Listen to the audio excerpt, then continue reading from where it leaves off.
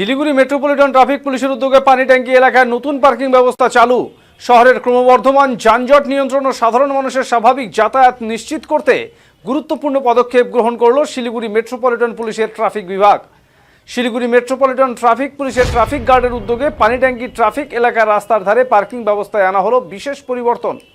এতদিন পর্যন্ত রাস্তার ধারে 4 চাকা ও বড় গাড়িগুলি সোজাভাবে পার্কিং করা হতো। ফলে গাড়ি বের করার সময় চালকদের গাড়ি ব্যাক করতে গিয়ে দীর্ঘ সময় ধরে রাস্তার একাংশ আটকে থাকতো। এর জেরে প্রায়ই যানজটের সৃষ্টি হতো এবং সাধারণ মানুষকে দীর্ঘক্ষণ দাঁড়িয়ে থেকে সমস্যার সম্মুখীন হতে হতো।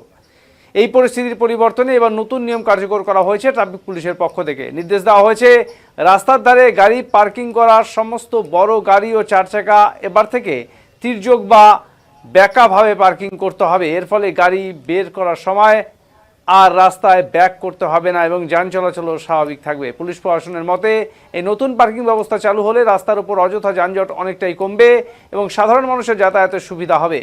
বিশেষ করে ব্যস্ত সময়ে যাতে ট্রাফিক ব্যবস্থা স্বাভাবিক থাকে সেই দিকেই গুরুত্ব দিয়ে এই পদক্ষেপ নেওয়া হয়েছে। শিলিগুড়ি মেট্রোপলিটন ট্রাফিক পুলিশের পক্ষ থেকে সাধারণ মানুষ ও গাড়ি চালকদের সহযোগিতার আহ্বান জানানো হয়েছে যাতে নতুন এই নিয়ম সঠিকভাবে কার্যকর করা সম্ভব হয় এবং শহরের ট্রাফিক ব্যবস্থা আরও উন্নত হয়।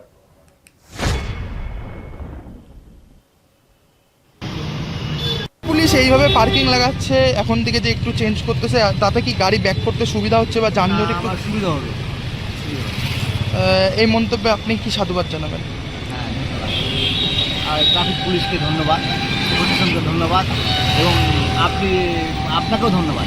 না, এই যে আগে যেরকম সোজা করে গাড়ি লাগানো থাকতো, এখন ট্রাফিক পুলিশ বদল করে একটু ব্যাকা করে গাড়ি লাগাতে বলছে। সুবিধা হচ্ছে। তাতে আপনার কি মনে হচ্ছে, কি সুবিধা হচ্ছে? ব্যাক করতে আমাকে সব দিকে তাকাতে হচ্ছে না, শুধু একদিকে দেখেই আমি বের করতে পারছি। আমাকে এই দিক তাকাতে হতো। আগে যেমন ব্যাক করতে গেলে দেখা যেত রাস্তা ব্লক হয়ে যেত, এইভাবে কি সুবিধা হচ্ছে যে রাস্তাটা এইভাবে সুবিধা হচ্ছে।